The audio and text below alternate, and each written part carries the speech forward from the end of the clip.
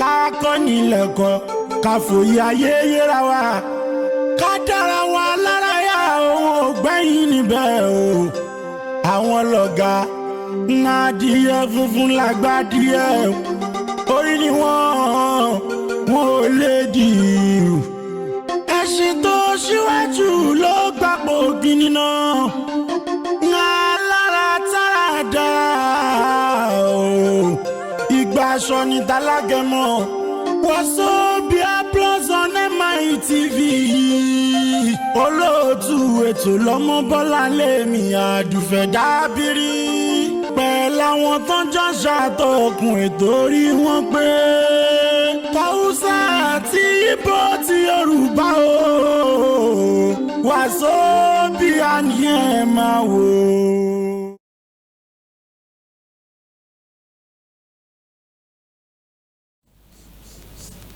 ẹ káàárọ̀ gbogbo olólùfẹ́ Wazobia Plus nílé lóko lẹ́yìn odi ní gbogbo orígun bíi tí ẹ ti ń gbọ́ wá tí ẹ dẹ̀ ti ń wò wá àdúpẹ́ fún Ọlọ́run ọba tó mú wa débi láyọ̀ òní Jímọ̀ olóyin Jímọ̀ ọjọ́ ńlá gẹ́gẹ́ bí iṣẹ́ wa auzubillahi minash shaitanir rajim bismillahir rahmanir rahim wa qul alhamdulillahi alladhi lam yattakhidh waladan wa lam yakun lahu sharikun fil mulki wa lam yakun lahu waliyyun minaz zulli wa kabbirhu takbira. Subhanallah walhamdulillah wala ilaha illallah wallahu akbar wala hawla wala quwwata illa billahi aliyyil azim. Adúpẹ́ fún Ọlọ́run ọba fún àánú ẹ̀ tó pọ̀ tí ò lóǹkà.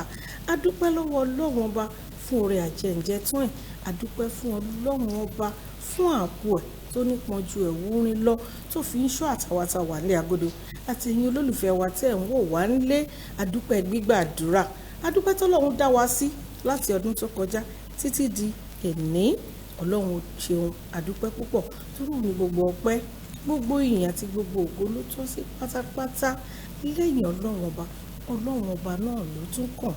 Kò sí nǹkan kan tó ju Ọlọ́run lọ láyé. Àwa ìdádì gbọ́dọ̀ mọ̀ yẹn ká máa dúpẹ́ fún ká máa jírẹ̀ bẹ́ẹ̀ níwájú ẹ̀ ká máa béèrè gbogbo ohun tí a bá fẹ́ nítorí pé Ọlọ́run ọba sọ náà pé nínú ọpẹ́ dídá òun ni àlékún oore ló wà. bí èèyàn bá ṣoore fún èèyàn kan tó bá dúpẹ́ orí àyà láti ṣèmí fún. ẹ jẹ́ kí gbogbo wa ká máa lékún ọpẹ́ ní gbogbo ọjọ́ ní gbogbo àsìkò. àwa lórí ètò Wazobia Plus àdúpẹ́ fọlọ́run ọba o àkí Ọlọ́run àyàn Ọlọ́run a fi gbogbo ọlá gbogbo yìí tó tọ́ sọ́lọ́run ọba pátápátá òun la fún. mo wá tara bẹ́ẹ̀ mo kí gbogbo olólùfẹ́ Wazobia Plus nílé lóko lẹ́yìn òdì ní gbogbo orígun bíi tẹ̀ tí ń gbọ́ wa tẹ̀dẹ̀ tí ń wò wá. adúpẹ́ gbogbo ìgbà tẹ́ ń fìfẹ́ bá wa lọ lórí ètò yìí. ojú tẹ́ fi ń wò wá kò ní fọ́ etí tẹ́ fi ń gbọ́ wá kò ní di iná ò ní tán wò yín. ẹ̀yin tẹ́ ń wò wá ńlé a máa bá yín gbogbo ìgbà. àwa tá a wà ńlé agodo náà la máa wá. Ọlọ́run á túbọ̀ dẹ́mi wá sí jù báyìí lọ. gbogbo ohun tó ń jó ore akọ̀tún àlékún àlùbáríkà Ọlọ́run á ṣe fún àtàwátàwà ńlé agodo àti ẹ̀yin olólùfẹ́ wa tẹ́ ń wò wá ńlé lọ́la láhàlá wàlá kúwọ̀tà ìlàbílà ilẹ̀ àlìlẹ̀ azim. èmi náà wà ní ọmọ yín ọ̀rẹ́ yín àbúrò yín olólùfẹ́ yín ọmọ Bọ́láńlé Dábìrì atọ́kùtọ̀ Wazobia Plus ni mò ń kí wa wípé assalamu alaikum warahmatullahi wabarakatuh. kíkí ọ̀la ni mo fi kí gbogbo wa pátápátá lónìí ọjọ́ Jímọ̀ olóyin. Wazobia Plus ètò tó lóyin tó ládùn tí gbọ́ngbọ́n kan sí. ẹ ti mọ̀ pé lè rí wa wò lórí DSTV channel 255. ẹ lè rí wa wò bákan náà lórí UHF 43. tẹ́ bá lọ sórí Facebook tẹ́ bá ti tẹ MITV NG a gbé Facebook page wa wá fún yín. tẹ́ bá ti láìkẹ́ gbogbo ìgbà tí àwọn àkọ́tún ètò tó bá ti ń gorí afẹ́fẹ́ pátápátá báyà pàtàkì tó bá di ọjọ́ Monday tó jẹ́ ọjọ́ àràfá a máa ń go live ní àràfá dé yẹn. gbogbo àwa mùsùlùmí ká fọkàn sí ká tune in ní ọjọ́ Monday sí MITV lórí DSTV channel 255. mú kí gbogbo wa pátápátá kó palẹ̀ mọ́ ọdún. ṣe rí Wazobia Plus yìí tẹ́ bá ti lọ sórí YouTube tẹ́ bá ti tẹ Wazobia Plus on MITV agbẹ̀yìn lọ sí channel wa. àwọn ìtaṣe lánàá ó ti gorí channel yẹn. eléyìí tó ń lọ lọ́wọ́lọ́wọ́ yìí náà ó máa gun orí channel yẹn láìpẹ́. àwọn goons mi wà nílé agodo. Sonunku you no talk o I no hear you no be me be your husband o Sonunku o. yeah you know kini don't romantic nothing here o. ya gida ya miji ya yara Ya gbogbo duka. Naki. Ya gidanki. What is it that one? Everybody is fine. I'm fine. So me na ara mi wa okay mo wa all right. Yana jikinki sosai. Alhamdulillah. Adúpẹ́ f'Ọlọ́run Ọba. How you dey? Okukwe Chukwu Isibo. So you dey? Make she sign in. Yeah. Madam Rekia. Ina kwana an jama'a ya kwana biyu. Jiya ban zo nan yau amma nan ina nan yanzu. Akwai abin da za mu kawo muku da za ku ji daɗin shi, kar ku tashi za mu haɗu. Ka sani wai yau akwai abin da za mu kawo muku da kowa da kowa za ku dinga kira mu a station dinmu, kar ku tashi. Sunana Rakiya Muhammad, budurwanku Gambia so. Budurwa anything, do ba budurwa. Okukwe Chukwu Isibo. Agameburu. Agameburu alelu iburu.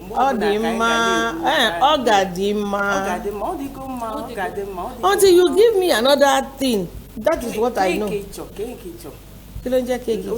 maybe can you give none? Welcome. None, Otutu Oma. Okay, some of them greeting for us.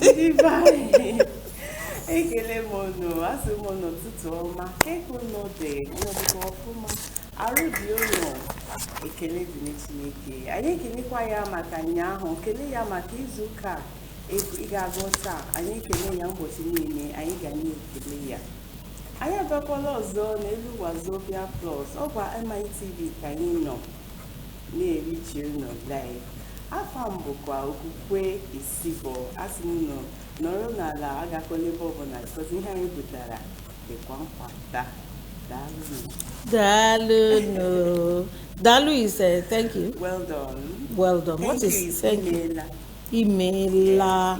Okay, Chukwu Gozie nko. Chukwu Gozie gi, God bless you. Amen. Chukwu Gozie gi. That's God bless you. If you say God bless me, Chukwu Gozie m. Chukwu Gozie m. Shalom bless me no. Chukwu Gozie gi nwanne m. Amen, amen. Èèyàn wálé Wazobia Plus òun ni ètò tó ń dé sí ojú amóhùnmáwòrán yín láti Muri International Television. A kò palẹ̀mọ́ ọdún Iléyá àwa Mùsùlùmí. Àdúpẹ́ fún Ọlọ́run tọ́lọ́run bá dá ẹ̀mí wa sí. Tá a ṣe ọdún tó kọjá bó tilẹ̀ jẹ́ pé COVID wà ó tún wá dá wa sí. Àdèmà witness ọdún yìí náà láṣẹ Èdùmàrè. Ọlọ́run ò ní lù wá pa. Ní wò yìí láti sí náà títí di ìgbà tí ọdún yẹn tá a máa ṣe tó wò wá lọ́kàn tájọ́ ń wọra wa yìí ipò nípa ẹnìkan kan wa inshallah bi qudratillah lẹ́ni lórí abala al-Islam Ajia Halima wọ́n ní àkórí ọ̀rọ̀ tiwọn ní wípé ọjọ́ wo ni àràfà gangan. Ẹ jẹ́ ká dé òkè lọ́hùn fún ìṣẹ́jú kan káàbọ̀ tá a bá padà dé abala al-Islam pẹ̀lú Ajia Halima Balógun a máa gorí afẹ́fẹ́ ẹ máa bá wa kálọ. Ká kọ́ nílẹ̀kọ́ ká fòye ayé yẹra wa ká dára wa lára yá òun ò gbẹ́yìn níbẹ̀ o. Àwọn lọ̀gá adìyẹ funfun lágbádìyẹ orí ni wọ́n ò lè dì í. Ẹṣin tó ṣíwájú ló gbapò gíní náà. Alára tára dá o. Ìgbà aṣọ ni tálágẹmọ. Wazobia Plus on MITV. Yawmal Jumu'ati yawmu ọjọ́ ńlá. Yawmu ọjọ́ ńlá. Yawmal Barakati. Wàwá ọjọ́ ńlá. Yawmal Barakati. Wàwá ọjọ́ ńlá. Ayé Anazia. Yawmu ọjọ́ ńlá. Ayé Anazia. Yawmu ọjọ́ ńlá. Ilal Jumu'ati. Wàwá ọjọ́ ńlá. Ilal Jumu'ati. Wàwá ọjọ́ ńlá. Àtúbẹ̀lì Umati.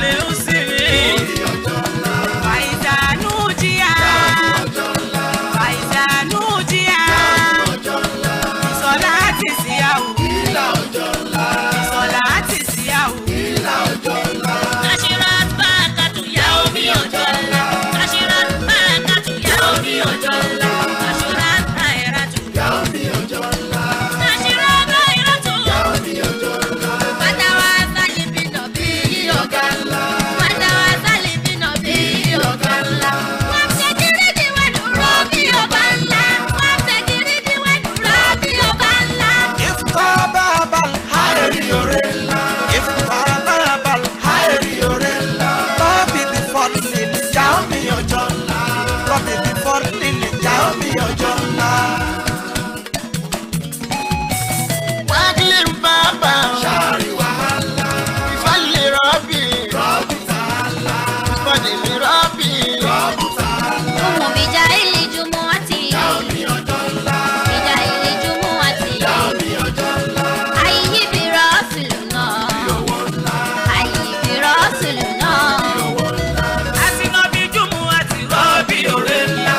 àti nàbí jùmù àti Rọ́bì ore. àti nàbí jùmù àti Rọ́bì ọ̀la. àti nàbí jùmù àti Rọ́bì ọ̀la. ẹ̀sìn náà fọdílákà Tààlà. sínú fọdílákà Tààlà. sínú ní mọ́tà sínú ní mọ́tà. Tàjàlá. Soli ya Rabbi Alá ọ̀gá ńlá. Soli ya Rabbi Alá ọ̀gá ńlá. Marufu ladal kulli ńlá. Marufu ladal kulli wàlà hàlẹ̀ wàlà àtìyábí Ọ̀gá ńlá. wàlà hàlẹ̀ wàlà àtìyábí Ọ̀gá ńlá. wàlẹ̀ mọ̀ sálàmù turukọ̀ náà la wàlẹ̀ mọ̀ sálàmù turukọ̀ náà la.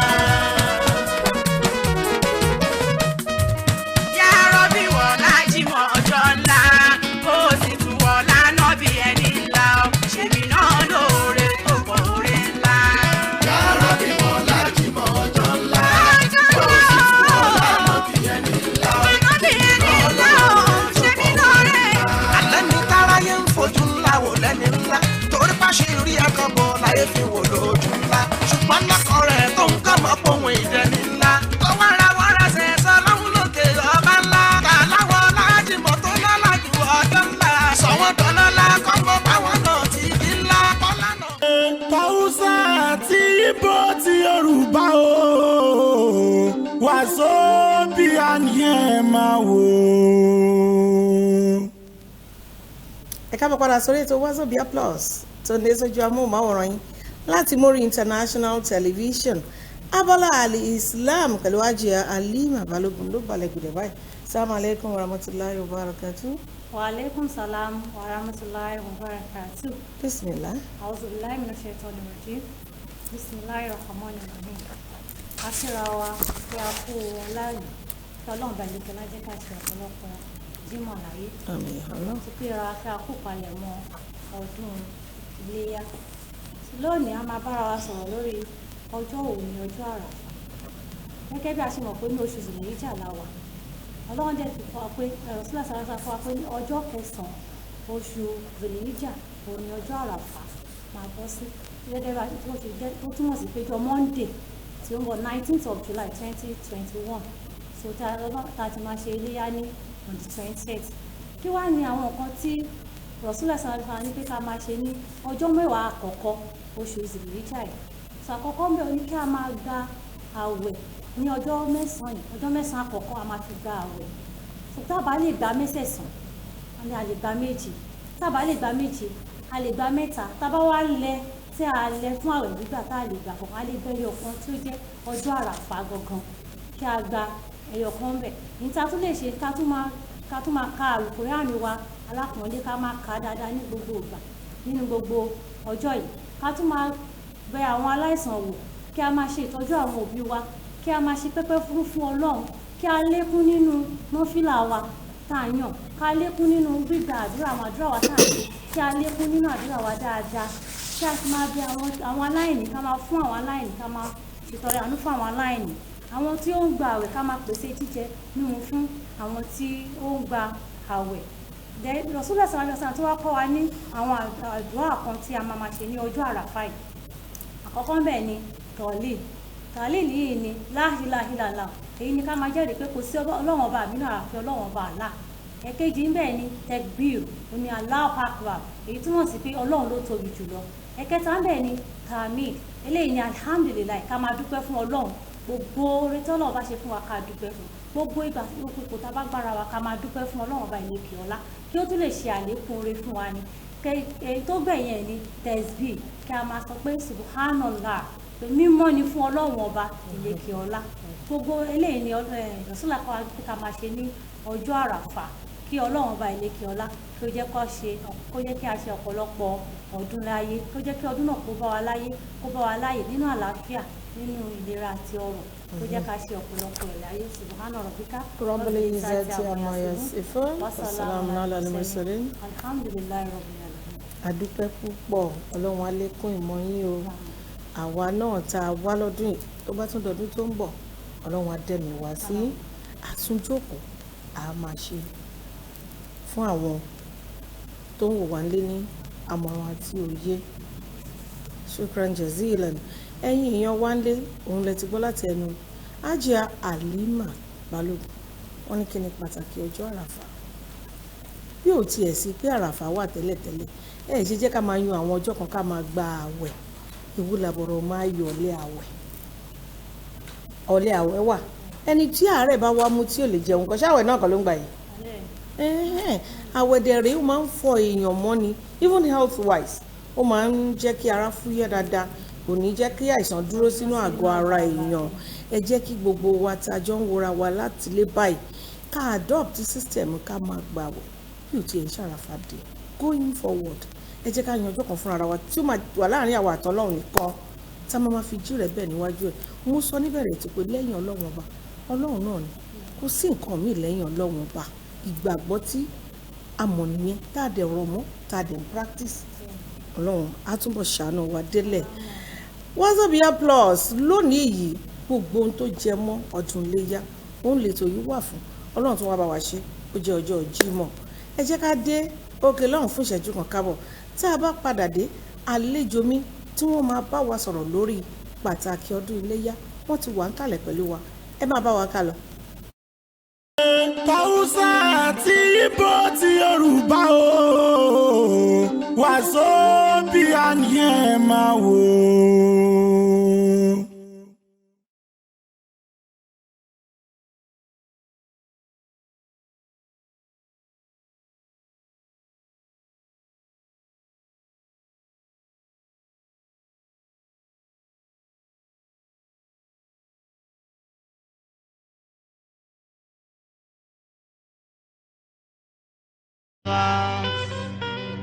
Ogule kawala timilema sabakana zola qabla wala adila siratal mustaqim wala ali akakondo wa mekada wala azim subhana rabbika rabbil izzati amma yasifun wa salamun alal mursalin walhamdulillahi rabbil alamin. Ani bi gauzalwa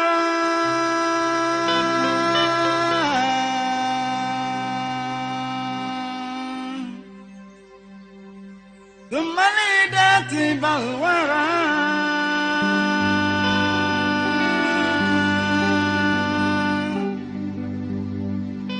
Barahamu mabinara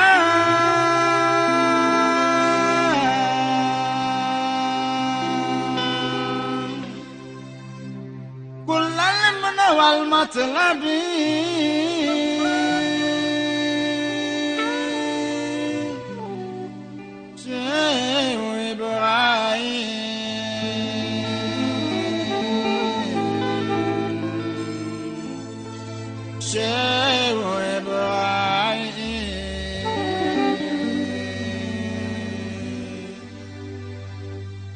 محمد مسلم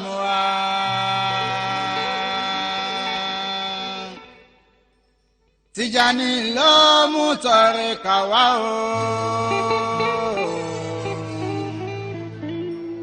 Barahama ló mú fẹ́dọ̀ wá. Kí ló wá kó tẹ̀ fẹ́ mú wá? Kí ló wá kó tẹ̀ fẹ́ mú wá? La ilaha illallah, la ilaha illallah.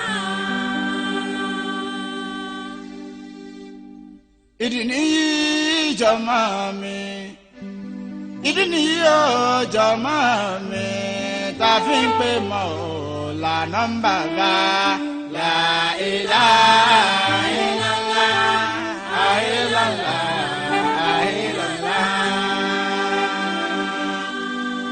àwọn ọ̀tá wọn pété pèrò kẹ́ni màmá ni wọ́n pété pèrò wọ́n lọ fi májèlé sínú oúnjẹ fún gáúsà náà bàbá níyàsí.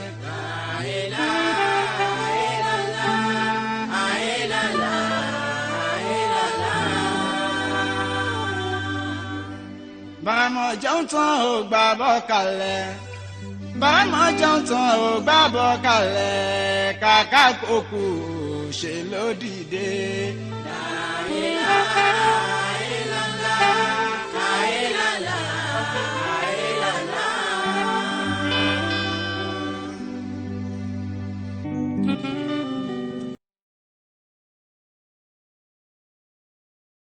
Hausa àti Ìgbò ti Yorùbá o Wazobia ni ẹ máa wò. ẹ káàbọ̀ padà sórí ètò Wazobia Plus gẹ́gẹ́ bí mo ti sọ lẹ́ẹ̀kan ká tó lọ sí òkè lọ́hùn fún musical break ta nìyẹn mo ní wípé gbogbo nǹkan tó rọ̀ mọ́ iléyá òun ni ó wà lórí ètò lónìí pẹ̀lú mi ní orí ètò báyìí ni Imam Abdulgani Bello Fọlọ́runṣọ́ láti Peace Estate Central Mosque Baruwa Ìpàjà. Assalamu alaikum warahmatullahi wabarakatuh. Wa alaikum assalam warahmatullahi wabarakatuh. ẹ ṣeun tá a pè yín tẹ́ ẹ jẹ́ wa bó tilẹ̀ jẹ́ pé short notice ni Ọlọ́run á pọ́n yín lé àdúpẹ́ ká má dènà pẹ̀lú ẹ jọ kí ni pàtàkì ọdún iléyá yìí the importance of Eid al-Kabir. أعوذ بالله من الشيطان الرجيم بسم الله الرحمن الرحيم الحمد لله والصلاة والسلام على أشرف الأنبياء سيدنا محمد صلى الله عليه وسلم صلى الله عليه وعلى آله وصحبه وسلم تسليما رب اشرح لي صدري ويسر لي أمري واحلل عقدة من لساني يفقه قولي آمين àmín. adúpẹ́ fún Ọlọ́run bàbá alhamdulillah. ọba tí ó ṣẹ̀dá wa tí ó sì ń tọ́jú wa ọba náà ní oníkóhun dá wa fún ìjọsìn gbogbo tí mùsùlùmí bá ń ṣe láyé ìjọsìn ni ìjọsìn lọ́dọ̀ àwọn mùsùlùmí kò parí sí mọ́tíláṣí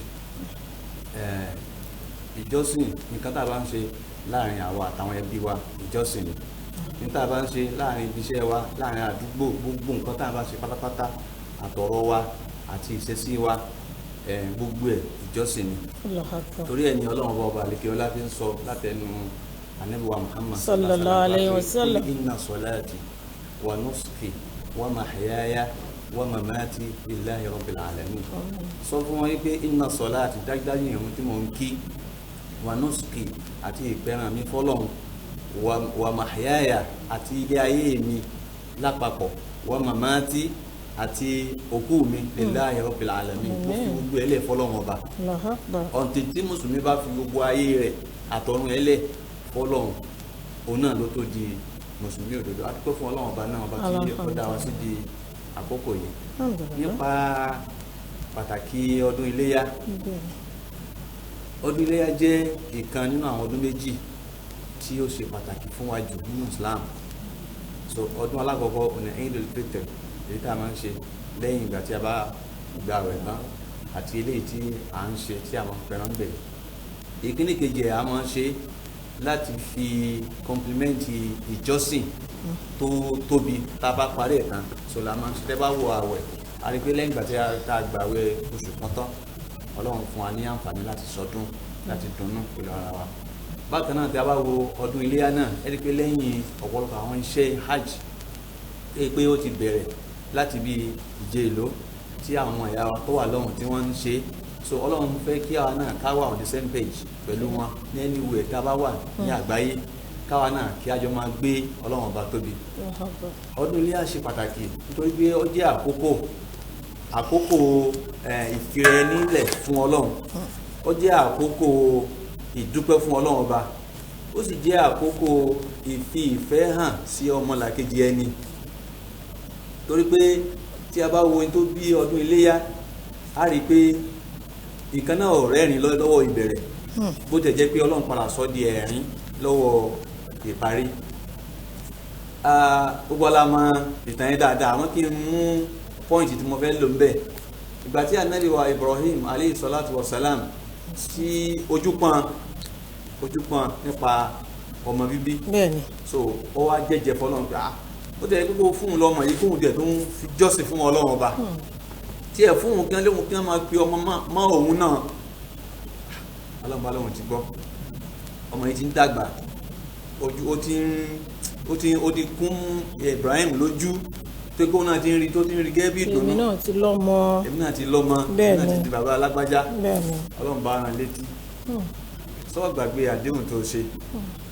so amúlátara yìí pé Ibrahim ti fi ayé rẹ̀ àti ọ̀run rẹ̀ lẹ̀ fọ́lọ́run bí nǹkan náà bó ṣe tóbi tó bẹ́ẹ̀ntọ́ tó wáyé pé tí Ọlọ́run fẹ́ kóun ṣe nìyẹn ọwọ́ à ń lọ mú àṣẹ yẹn ṣe látara pé Ọlọ́run wá rí pé ó ti ẹ̀ dọ́gbọ́n ó ti ẹ̀ dẹ́gbọ́n mọ́ nìyẹn gbọ́n a máa bá a máa dọ́gbọ́n tá a máa sunkún sọ́lọ́run tá a so but kò tiẹ̀ dọ́gbọ́n kò tiẹ̀ sí nǹkan. ṣe ló juwọ́jú sẹ̀ sílẹ̀ tó gbà Ọlọ́run bẹ́ẹ̀. ó gbà fún Ọlọ́run so ìṣẹ̀lẹ̀ yẹn so ó jẹ́ ìpàtàkì tá a torí ẹ̀ ṣe iléyá à ń fi commemorate ìṣẹ̀lẹ̀ tó ṣẹlẹ̀ sí anabi wa Ibrahim alayhi salatu wasalam kankan dẹ̀ ń bẹ tó yẹ ká mọ̀ nípa anabi Ibrahim fún àwọn mùsùlùmí bàbá ni bọ́lá náà ṣe pé nìyẹn kódà tọ́lọ́mbà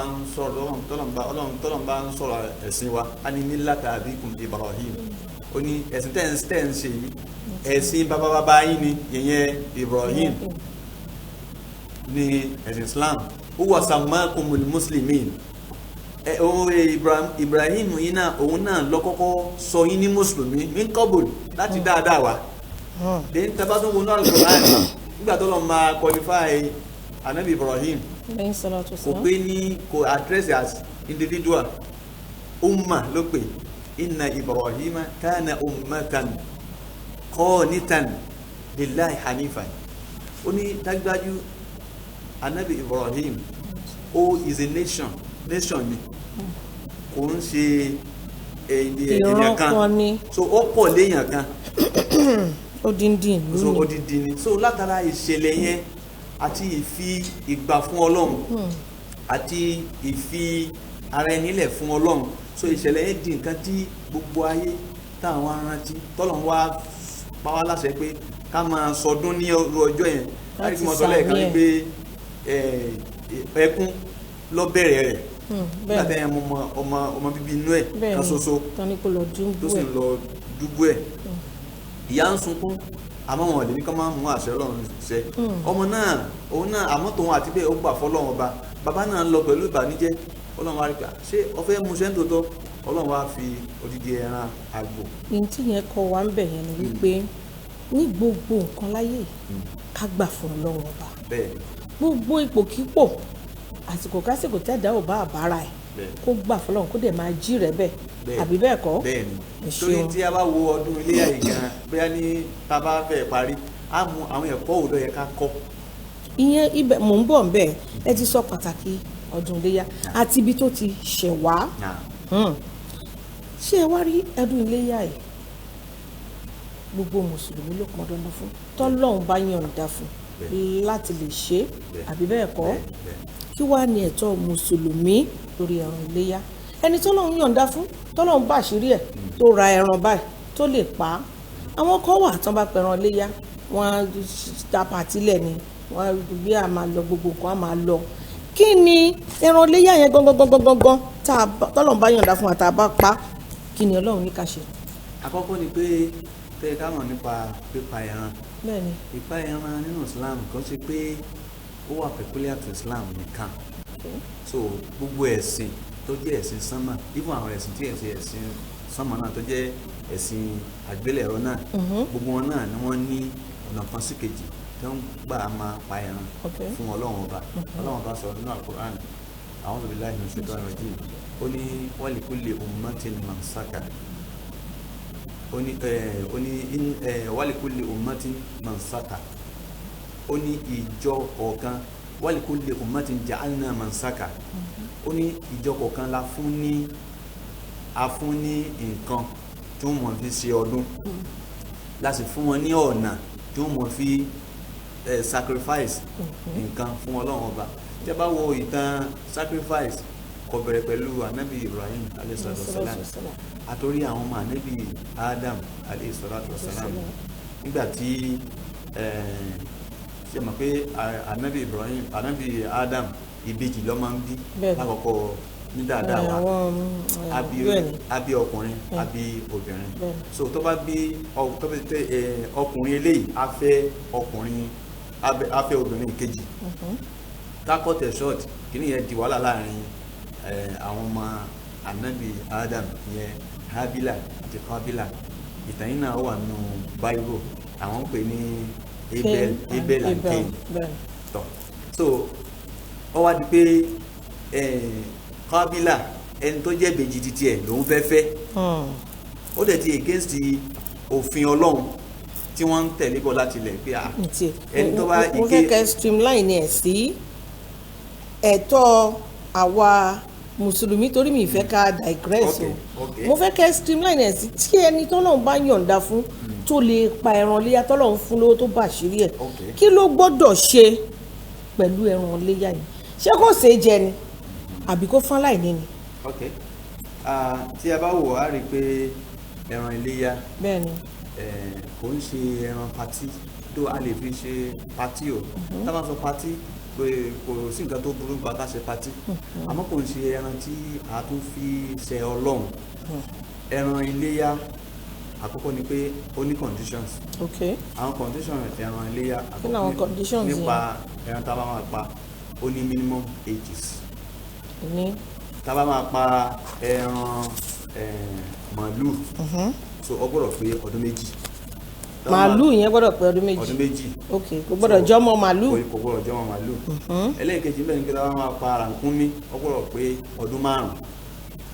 táwọn máa pa ògúnfe ó gbọ́dọ̀ pé oṣù 12 ní tí ń jẹ́ ọdún kan. ìyẹn túmọ̀ sí pé téèyàn bá fẹ́ lọ ra ẹran kì í ṣe pé kó lọ mú ọmọ ẹran.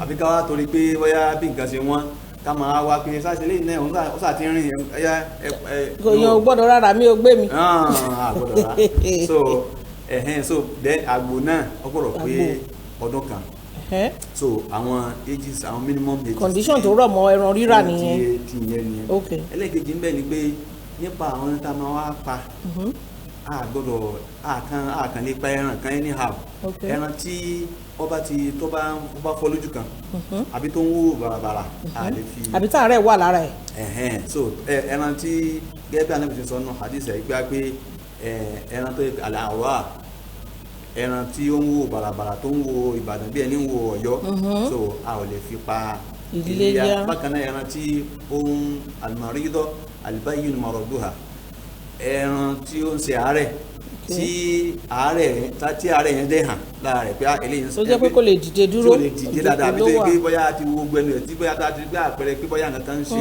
àbó ń bì tá a rí pé nǹkan kan so irú àwọn ẹran yẹn a lè fi ṣe. bákan náà ẹran tó ti rún lẹ́sẹ̀ bóyá tó ń tiro so a ò lè fi ṣe iléyá. so bákan náà nínú nǹkan tó yẹ kí a tún ṣe àkíyèsí ẹ̀ níbi ẹran òní pé gbogbo bó tilẹ̀ òkè ẹran akó tóbi tó a gbọ́dọ̀ ṣe sùúrù kí ìmáàmù ká fẹ́ kírun ìdí lẹ́yìn rẹ̀ kán pa tán bá pa tán la tó lẹ́tọ̀ àti tá a bá pa before kán tó kéyìn a kàn fẹ́ jẹran lásán ni. so gbogbo ẹni tó fẹ́ pẹran báyìí a kọ́kọ́ lọ sí Eid wọ́n á kírun lẹ́yìn imam á pẹran ní Eid ground wọ́n á ṣẹ̀ wá padà wá sílé láti pa iye ẹran tí wọ́n bá fẹ́ pa tá a bá wá pa ẹran yẹn tán ṣé ká pín fún aláìní ni tàbí ká kàn dé mọ́nú ilé. gẹ́gẹ́ bí ìlànà òṣìṣẹ́ ńlá Ànábì wa Muhammad sallallahu alaihi wasallam ni pé ẹran tí a bá pa Ànábì ní ká dá sí mẹ́ta by practice gẹ́gẹ́ bí Ànábì náà ṣe practice ẹ̀ ká dá sí mẹ́ta ìdá kan bẹ́ẹ̀ ká sè àwa àti ẹbí wa ká jẹ so ìdákejì ń bẹ ká ha fún àwọn tí Ọlọ́run kádàrá pé wọ́n pa ẹran so ká ha fún wọn pé báwa ṣe ń dunnú káwọn náà máa dunnú káwọn máa dunnú ká máa dín ẹran nílé káwọn wá fọwọ́ lẹ́ràn kò dáa anabi sallallahu alaihi wasallam sọ náà hadith gbàgbá pé wallahi laysa bi mu'min wallahi laysa bi mu'min wallahi laysa bi mu'min nígbà ó ń tọ́ òun ṣe mùmìnì òun ṣe olùgbàgbọ́ wọ́n á bè lọ́ọ̀ ẹ̀ pé ta ló ń tọ̀ wọn anabi ní man asba shabu'anan wa jaruhu jaya ẹni tó jẹun tó yó bákété tó wá ní níbọ̀ kan tó yẹ pé ebi ń pa òun kódà gẹ́gẹ́ bí nǹkan táwọn afáyẹ̀sì sọ wípé tá a bá ní kírísítẹ́nì lẹ́gbẹ̀ẹ́ tá a mọ̀ pé ó ní di kíní a lè fún un. tó jẹ́ pé a mọ̀ wípé kò ní aláìní èèyàn ni ẹ má bínú imam ẹ̀yin èèyàn wá ń lé ó yẹ ẹ ní ìbéèrè fún imam wa nọ́mbà lànà sí afẹ́fẹ́ yìí àmọ́ tẹ bá fẹ́ pè wọlé gẹ́gẹ́ bá ti máa ń sọ tẹlifíṣọ̀n set yín volume ẹ̀ gbọ́dọ̀ wà nílẹ̀ ẹ jọ̀ọ́ torí ọlọ́run o àní gbé ìpè tí volume ẹ̀ bá lọ sókè o so ẹni tó jẹ́ neighbor wa ń sìn tó jẹ́ Christian a lè fún ó dàbí pé ìpè tí wọlé. hello. ẹ káàárọ̀ wa o. ẹ káàárọ̀ sà orúkọ yín àti ibi tẹ́ ti ń pè wá sà. orúkọ mi ni James Ọ̀kẹ́. láti bo. láti Mọ̀wé. à ń gbọ́ yín sà. lórí ẹran yẹn. bẹ́ẹ̀ni. àwọn kan máa ń pẹran láǹkà iléyá. kí ló túmọ̀ sí ìyẹn ò dé mi. ẹ ṣeun adúpẹ́ ẹ gbọ́ wọ́n ní àwọn tó máa ń pa ẹran báyà iléyá sì Tuesday ni ẹ mọ̀ kọ́ni ẹlòmíì ṣì máa pẹran ní Wednesday Thursday Friday ìbéèrè wọn ni pé kí ni túmọ̀ ẹ̀. ó lẹ́tọ̀ọ́ a lè pa so tí a bá ní special arrangement àwọn àgbà tá a lè pa ẹran òun ni wọ́n ń pè ní ayamu tashrik àwọn ọjọ́ tí a lè pa ẹran ìyẹn ọjọ́ mẹ́ta lẹ́yìn ọdún lẹ́yìn ìjọ iléyá gangan lẹ́yìn ìjọ iléyá a lè pa ẹran so ó sì bá ìlànà mu ẹ ṣeun. hello. hello ma ẹ káàárọ̀ ma. ẹ káàárọ̀ ma orúkọ yín àti ibi tẹ́ ti ń pè wá. hello. hello. ó tún bẹ́ẹ̀ ni pé ìpè yẹn ti rí so tá a bá pẹran níjọ́ Tuesday tó jẹ́jọ́ iléyá gangan a sì lè pẹran níjọ́ Wednesday a lè pẹran níjọ́ Thursday a lè pẹran níjọ́ Friday ó bá ìlànà tí Islam lálélẹ̀ fún wa kún. hello. sallallahu alaihi wasallam àdúpẹ́ fọlọ́run now mo wá tún wá fẹ́ béèrè mùsùlùmí ṣé dandan lẹ́ran léyà fún gbogbo wa. torí tí mo ṣe béèrè rèé o àwọn kan wà owó yẹn ò sí lọ́wọ́ wọn wọ́n á wá lọ yá owó nítorí wípé wọ́n fẹ́ pa ẹran léyà ṣó tọ̀nà ṣé ó yẹ ká máa ṣerú ẹ̀ òun ló ṣe jẹ́ ń béèrè pé ṣé dandan ni ẹran iléyá. tí a bá wo ẹ̀sìn wa. hello. hello. mo ń gbọ́ yín. tí a bá wo ẹ̀sìn wa a rí i pé Ọlọ́run bá gbé dúró lórí ìrọ̀rùn ni anything tó bá fún wa ní ìnira difficulty nínú ẹ̀sìn àgbélẹ̀rọ ti ti wá ní so gbogbo ẹ̀rí pé even nínú àwẹ̀ gan Ọlọ́run sọ pé ẹni tí bóyá ó ní àìlera kan àbí nǹkan kan ó lè má gbà so irú bákan náà ẹran pípa sunnatu mu'akkada. wa alaikum salaam wa rahmatullahi wa barakatuh orúkọ yín àti ibi tẹ́ ti ń pè wá sà. orúkọ mi ni Ọlárẹ̀wájú wọ́n pè láti Ìlọrin. Ìlọrin à ń gbọ́ yín ṣe ní béèrè fún ìmáàmù. bẹ́ẹ̀ni mo ní ká béèrè pé tí wọ́n bá fẹ́ pa ẹran yẹn kí ni tá a máa wí tá a bá fẹ́ pa ẹran yẹn. ọ̀dà wọn á dà yín lò. ẹ gbọ́ béèrè yẹn. ẹ jẹ́ ká mú ẹ̀ ń sọ̀rọ̀ mo béèrè pé ṣé dandan ni ẹran iléyá mo fẹ́ kẹ́ kọ́kọ́ dáhùn béèrè wọn yìí. so nípa pípa ẹran èyí tó wà ní súnà anábìwá Muhammad sallallahu alaihi wasallam pé ẹni tí tó ra ẹran yẹn tó fẹ́ pa tó jẹ́ olórí ilé òun ló dáa kó pa ẹran yẹn tó bá jẹ́ ẹni tó lè pa ni o tó bá jẹ́ ẹni tó lè pa so tí ò bá wá ní ẹ̀mí àti pa so ó lè pe àfa àdúgbò àbí ìmáàmù àdúgbò máa ń pa tó dáa fẹ́ pa so lẹ́yìn ìgbà tí a bá ti kọjú ẹ̀ sí kíbla tán so kí a fi etí ẹ̀ ká fi bo ojú ẹ̀ wọ́n mọ̀ rí i pé ọ̀bẹ ni wọ́n fẹ́ gbélé òun lọ́rùn báyìí so lẹ́yìn ìgbà náà tí a bá mú tán so ká wá gbé ká rí i pé ọ̀bẹ yẹn mú dáadáa tí a bá ń yùn tí kíni ẹ bá tara bá ní àwọn mọ̀láìkà wọn ṣe pèlè wa ní kọ́lọ́mọ̀ ṣe èpè ní títí wa so a gbọ́dọ̀ rí i pé ọ̀bẹ yẹn mú dáadáa so tábà fẹ́ àgbélé bismillah allahu akbar èyí tó simple jù nìyẹn. tó simple jù nìyẹn. tó simple jù nìyẹn àwọn nǹkan mìíràn bẹ tí wọ́n ń kà tó wà nù sunna Ànábì but èyí tó simple jù bismillah allahu akbar. Hello, salaam alaikum ma. wa aleykum salaam wa rahmatulahi wa barakatu orúkọ yín àti ibi tẹ́ ti ń pè wá mà. Sherifat láti Ìkòròdú. Sherifat láti Ìkòròdú ṣe ní béèrè fún àwọn afáwa. Wọ́n tí mo fẹ́ béèrè ìbéèrè kan lọ́wọ́ wọn ni. ẹ béèrè wọ́n gbọ́. So àwọn Christian kan wà tábà ti dáná báyìí wọn kì í máa ń gbà lọ́wọ́ wa tábà pa ẹran. Wọ́n tí àwọn bá dáná wọn máa ń gbà máa ní ṣó lẹ́tọ̀ọ́ kí a kọ̀ǹtínú láti máa gbóúnjẹ yẹn lọ́wọ́ wọn. ẹ ṣeun ẹ gbọ́ wọ́n ní táwọn bá ṣe léyà báyìí ládùúgbò àwọn táwọn bá fún àwọn Christian tó jẹ́ neighbor àwọn lóúnjẹ pé wọn kì í gbà wọ́n ṣùgbọ́n táwọn bá ń ṣe ọdún wọ́n máa ń gbé oúnjẹ wá fún àwọn dẹ̀ máa ń gbà pé ṣé ó lẹ́tọ̀ọ́ káwọn sì máa ṣe bẹ́ẹ̀.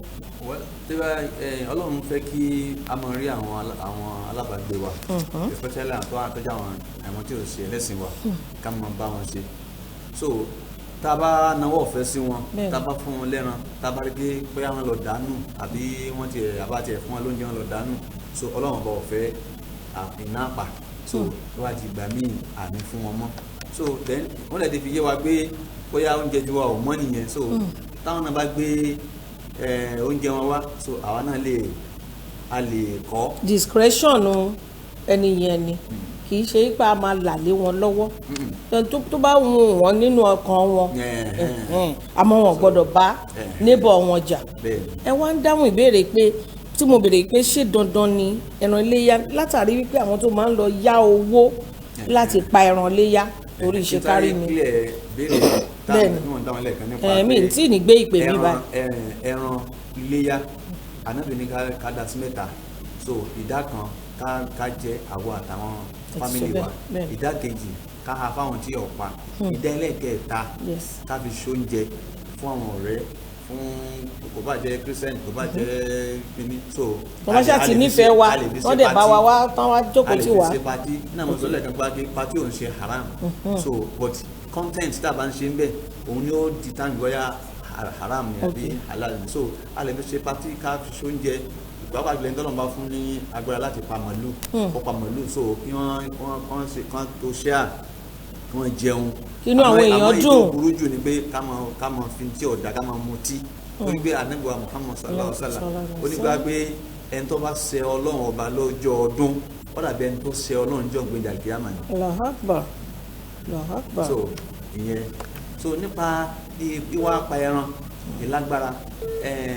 pípa ẹran sunnatu mu'akkada ni ìtumọ̀ nípa pé sunna níbi tá a kàn pa kọ́lá àwọn afá kan sọ pé ọ̀ràn yẹn ni àmọ́ ọ̀ràn yẹn tó jẹ́ fẹ́ni tó bá lágbára ṣe àgbẹ̀ hajj náà sí hajj ọ̀ràn yẹn ni. bẹ́ẹ̀ ni ṣùgbọ́n fẹ́ni tó bá Ọlọ́run yàn dá ìfúnni bẹ́ẹ̀ ni. hello. salaamaleykum. wa aleykum salaam. ẹ káàárọ̀ sà. Àrẹ̀mọ Olókùdá ló ń sọ̀rọ̀. ẹ jọ̀ọ́ ẹ bá wa reduce volume television set yín. mo tẹ̀ ti kúrò ń bẹ̀. ẹ ṣeun ẹ káàárọ̀ sà láti bọ́lá tí ń pè wá sà. láti Mùṣín. láti Mùṣín à ń gbọ́ yín sà. ṣé wọ́n pa ẹran níjọ́ kejì níjọ́ kẹta kíkà àfa pé wọ́n lè pa níjọ́ kejì àti níjọ́ kẹta. bẹ́ẹ̀ni. náà mú ẹran pípa ìlú wá wọ́n pè náírà. a gbọ́ yín dáadáa sá o. ìpè yín ó dàbí pé main road níbi tí wọ́n wà ó ń wà interrupted ẹ tí ìdáhùn ìbéèrè kan ṣoṣo ẹ ti sọ ìdá mẹ́ta tó pín sí ẹ ti sọ bá ṣe máa ṣé ó lẹ́tọ̀ọ́ kéèyàn yáwó pẹ̀ràn torí kí àwọn tó wà nílé kí wọ́n lè mọ̀ yìí kán lè mọ̀ ní o níbéèrè yẹn ṣe wáyé.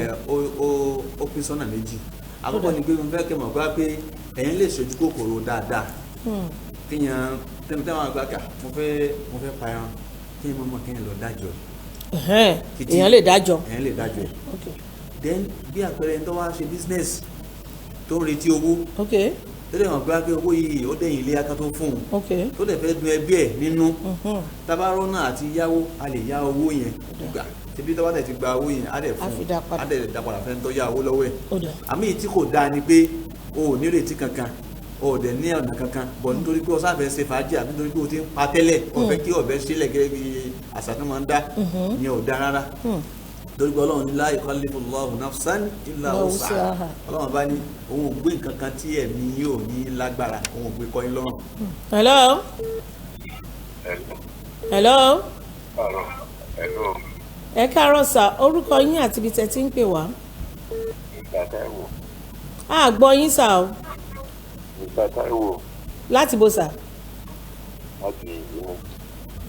ẹ jọ̀ọ́ ẹ sọ̀rọ̀ sókè àwa ò gbọ́ yín bíbá. láti ìdìmú. láti ìdìmú ó dáa à ń gbọ́ yín tí ẹ ní ìbéèrè ní sà. lórí ọ̀rọ̀ ẹran tí àwọn Christians pé wọ́n ń gba oúnjẹ lọ́wọ́ àwa Muslim yẹn. àjẹ́ àti mi ni pé mi ò kì í gbé ẹran lọ sọ́dọ̀ Christian. kò tí ní ẹ̀sùrẹ́ǹsì ẹ̀. ó dáa. bí Christian bá fẹ́ gbẹran kó wá bá mi kó tó bá bá mi lálejò màá ní kúmù tó bá fẹ́ nínú ẹran tó bá pa. ó dáa. kò tí ní ẹ̀sùrẹ́ǹsì ẹ̀ bíi pé tí wọ́n bá ti gbà wọ́n máa lọ jà náà ni. wọ́n sì bá ti fẹ́ pa ẹran lọ́wọ́ wọn lè fẹ́ kí wọ́n ní ti ìgbà ṣe ń pẹ́ wọn lè gbé nǹkan tó jọ kó wa papọ̀ torí àpẹẹrẹ ìgbàgbọ́ ànábì Ibrahim ni gbogbo náà la yọ ní association pẹ̀lú ànábì Ibrahim ọdún. ẹ ṣeun adúpẹ́. wọn fẹ́ ń gbọ́ wáyé lórí ọ̀rọ̀ yẹn. ẹ ṣeun adúpẹ́ sà. tó tẹ́ bá fẹ́ kẹ́ran mi kan wá sọ́dọ̀ mi kan kí mi ẹ̀mú tẹ́ bá fẹ́ ẹ máa lọ múra yìí fún ìtàn bá ń sì lọ́wọ́ kan kò fúnra wọn. ẹ ṣeun adúpẹ́ sà. ẹ ṣeun adúpẹ́ sà. àwọn náà kí ọ̀rọ̀ yín lẹ́yìn ni Imam Abdulgani Bello Fọlọ́runṣọ́ adúpẹ́ púpọ̀ lọ́wọ́ yín tí a pè yín tẹ̀ jẹ́ wa ọlọ́run á lékún ìmánì yín kò ní bá tiwa náà jẹ́ ìwòye ọdún tó ń bọ̀ ọlọ́run tó bọ̀ tẹ́mi wá sí la hawla wala quwwata illa billahi al-aliyyil azim ẹ̀yin èèyàn wá ń lé Wazobia Plus ètò tó lóyin tó ládùn tí gbọ́ngbọ́n kan sí òní yìí a dedicate ẹ̀ fún ọdún iléyá ni torí ẹ̀ la ṣe gbé àwọn àfáà wa wá kán bá wa ṣe àwọn àlàyé lọ́tún lósì láwọn ibi tó bá ṣókùnkùn àbí ibi tí ó mú àríyànjiyàn wá nítorí pé ẹ̀sìn Islam kì í fa ìjà ẹ jẹ́ ká dókè lọ́hùn fún ìṣẹ́jú kan kábọ̀ tá a bá padà dé ètò ń tẹ̀síwájú ẹ máa bá wa ká lọ.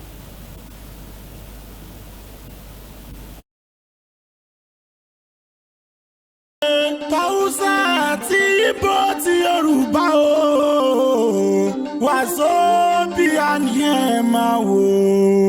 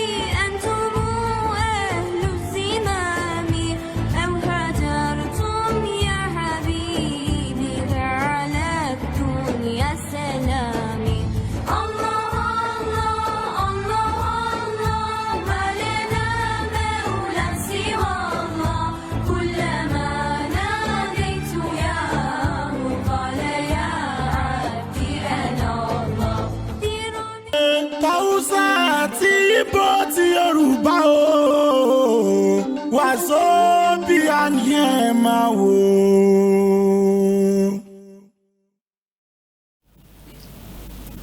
ẹ̀rí báyìí kì í dùn ó pọ̀ ṣókí báyìí òun lọ́bẹ̀ oge ó ní pàtàkì iléyá pàtàkì àràfá òun làwọn àkòrí ọ̀rọ̀ tá a yàn nàná ẹ̀ àmọ́ èèyàn bá lòde á lọ ilé náà ni ẹ ṣeun púpọ̀ ẹ̀yin olólùfẹ́ wa Okukwechukwu Isibo, abeg sign out.